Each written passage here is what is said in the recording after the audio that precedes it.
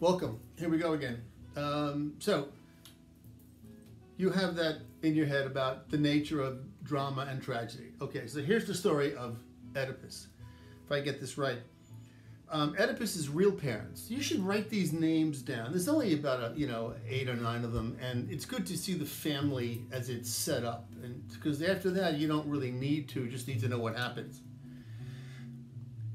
His father's name is Laius, L-A-I-S. His mother's name is Jocasta, J-O, Costa. Sometimes you'll see it with a Y. It's pronounced, I believe it's pronounced Jocasta, but...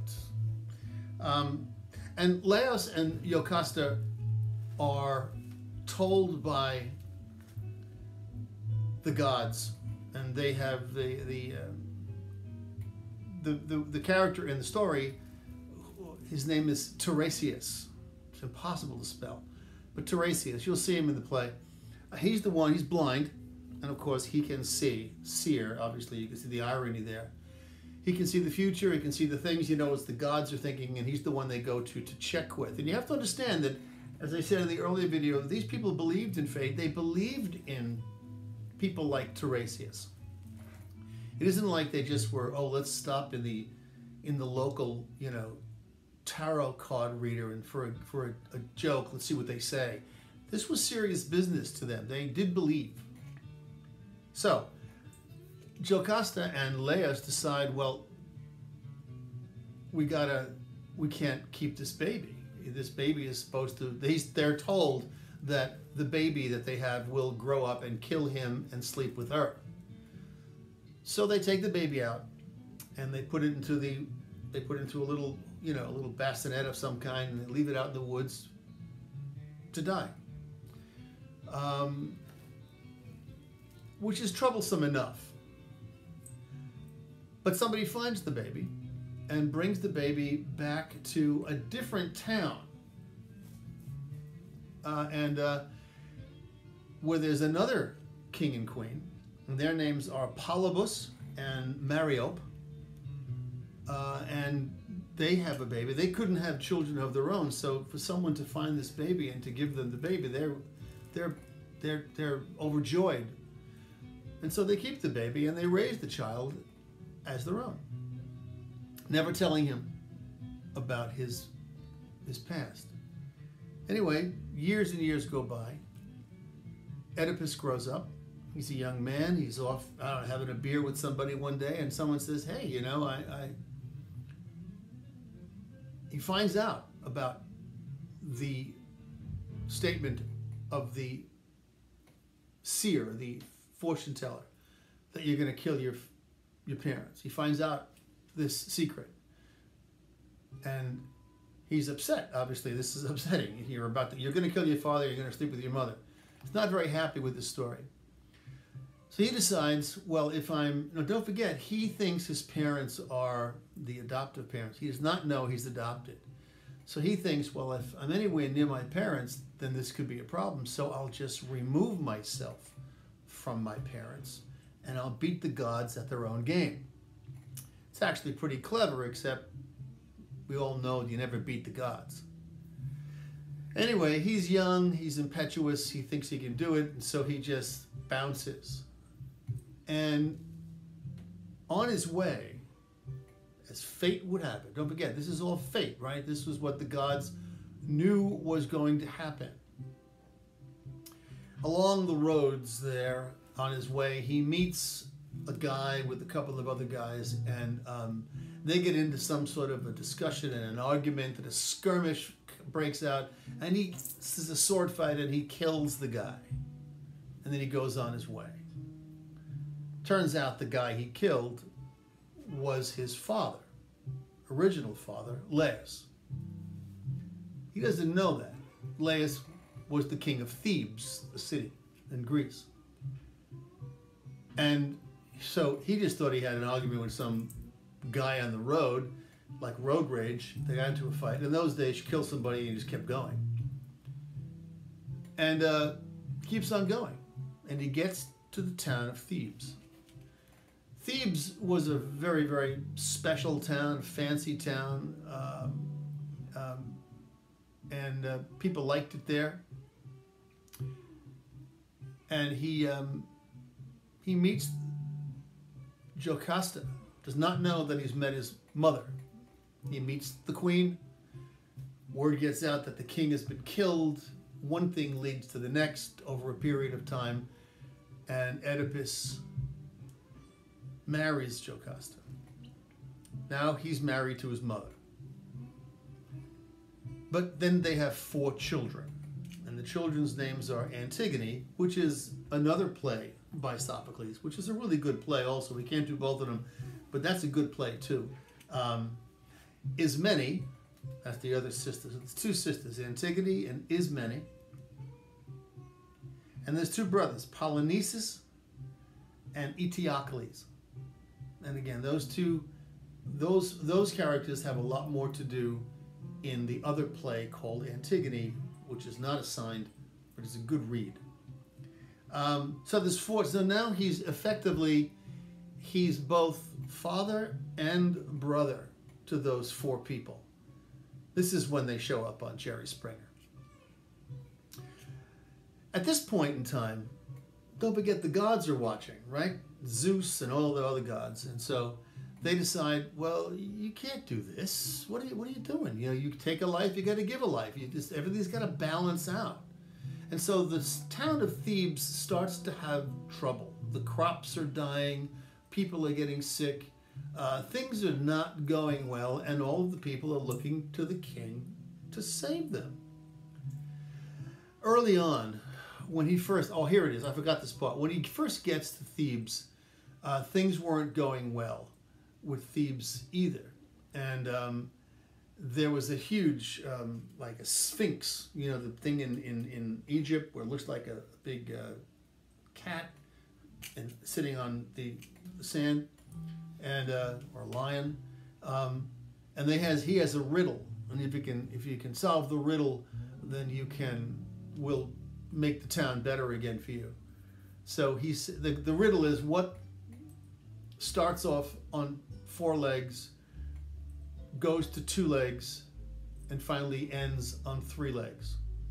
And of course the answer is man. He starts off as a baby crawling, 4 legs. 2 legs when he gets older as a grown man, and then the 3rd leg is the cane when he gets to be very old. Well, the curse is lifted, everything's fine. Anyway, years go by, he marries his mother, and now things start to go poor again. But Oedipus is confident that he can beat this because he already got the riddle of the Sphinx first, so he'll do it again. He'll just solve this again. So he demands to know who killed the king. And as you read the play, you realize we already know, and the audience at the time already knew that he did. He doesn't know it. So as you read this, it's interesting to see the language as he begins to look everywhere. He's looking everywhere. He's suspicious of everybody, including Tiresias, who's the fortune-telling, future-seeing person, who he's not supposed to question. He's the guy that knows everything. And what's interesting is that he looks everywhere but at himself. It never occurs to him that it could have been him. And he argues with everyone. He argues with his second in command, whose name escapes me right now. What's his name? Forget his name now. Darn it. Anyway, he has a conversation with everybody. He has a big argument with Tiresias, who effectively tells him, "You did it. You killed your father. You're guilty. You got to solve this. You have to make this right." And of course, Oedipus throws him out, calls him a phony, which again, you don't call somebody in who you are supposed to believe and then say, "I don't believe you." He doesn't like his second in command, who is Jocasta's brother, who ends up becoming the king, and argues with his mother, with the wife, his mother, and everybody else. And it becomes clear finally, through the play, that there was some shepherd, and there's this, and the shepherd would remember is picking up the baby, and suddenly the light bulb goes off over his head, and he realizes, oh God, what have I done? The first person to realize that that's happened, though, is his mother.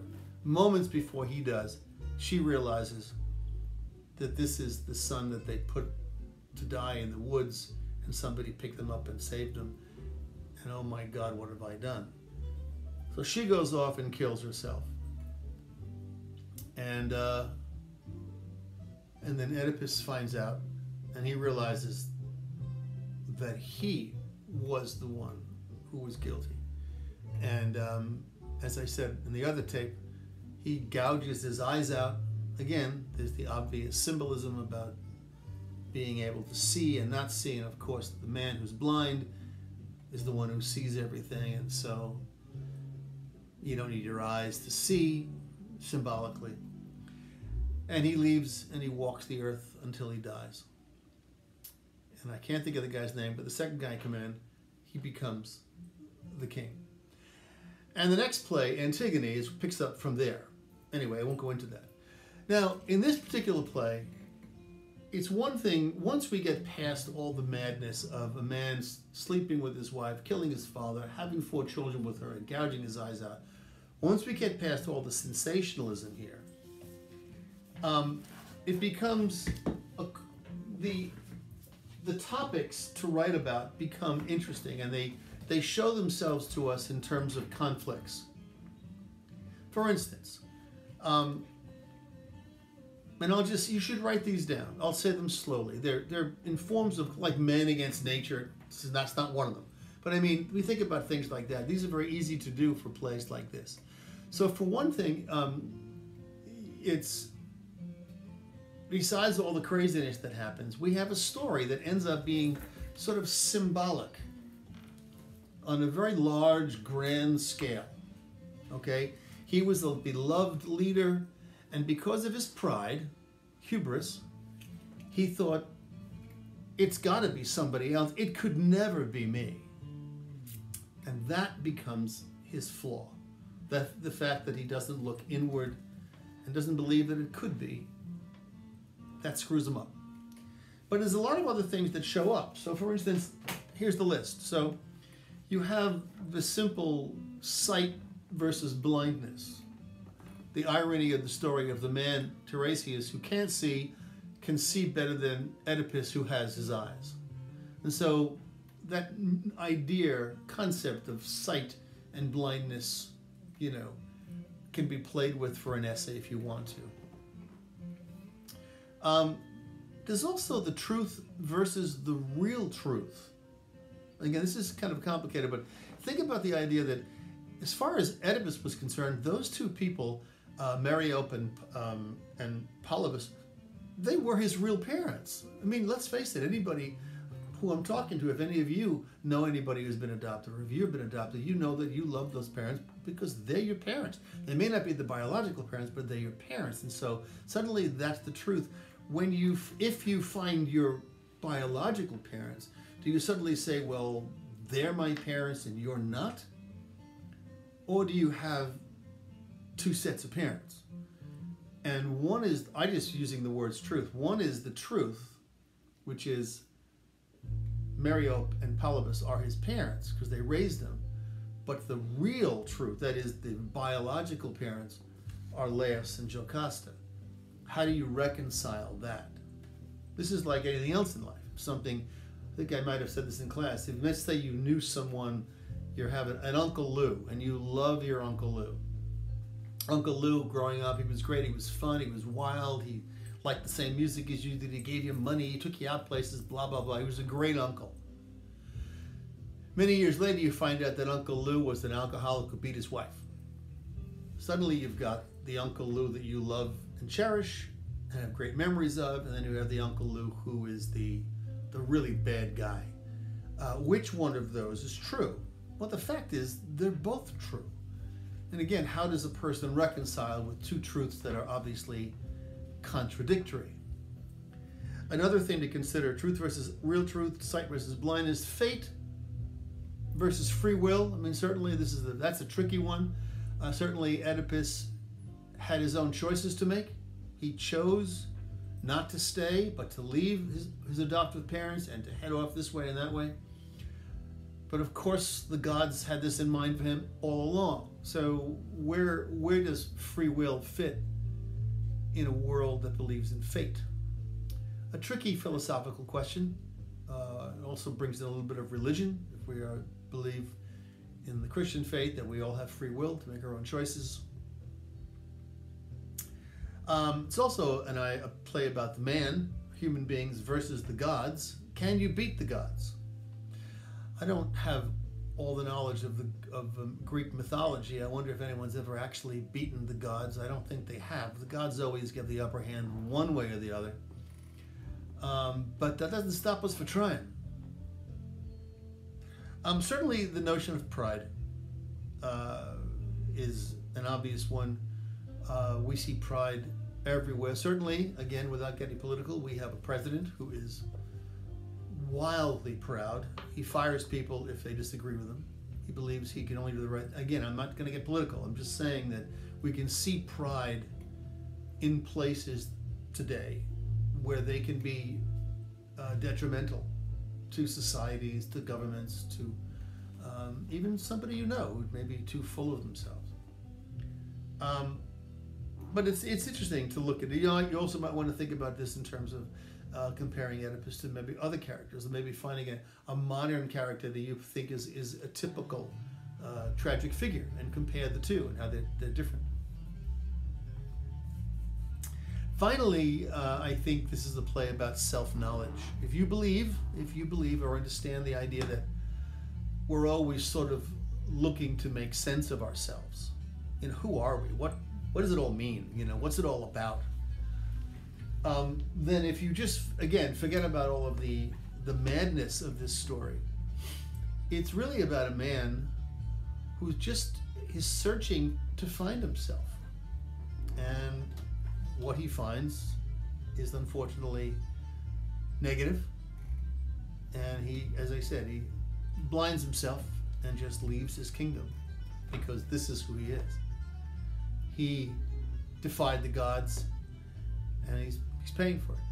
And so ultimately, regardless of all the craziness, it's really just the person finally realizing something about themselves. Now, we do that. It's not always tragic. Obviously, we can find out about ourselves and realize things about ourselves.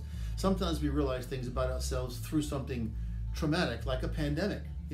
We're seeing, the goodness in people or the evil in people or whatever. You've things about yourself. Maybe you're really realizing things about yourself that you didn't know because you're suddenly stuck at home, more responsibility with classes online and other things, taking care of family members. Maybe something about yourself. We're always realizing something about ourselves as we grow. And this becomes a play, I think, a little bit about that. In any event, there's lots to think about here. Go back to it if you get the chance. Again, we have plenty of time, right? Since we're all home, read it again maybe and see what you think. It's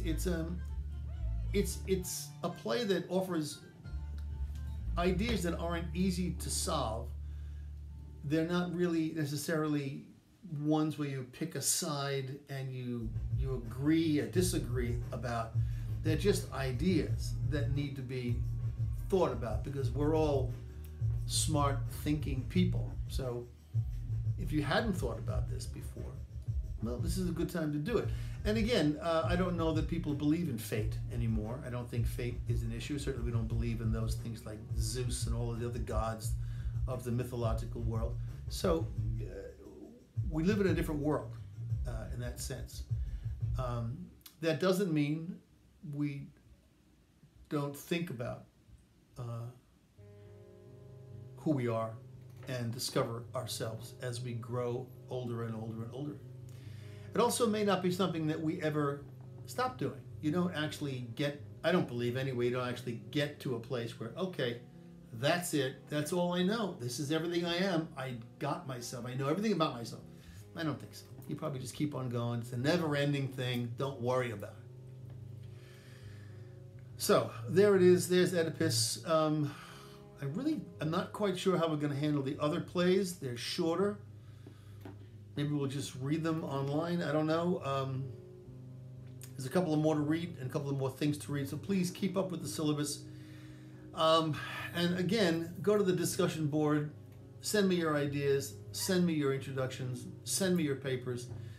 And we'll get this third paper out of the way. This one, Oedipus, is for thinking about the fourth paper.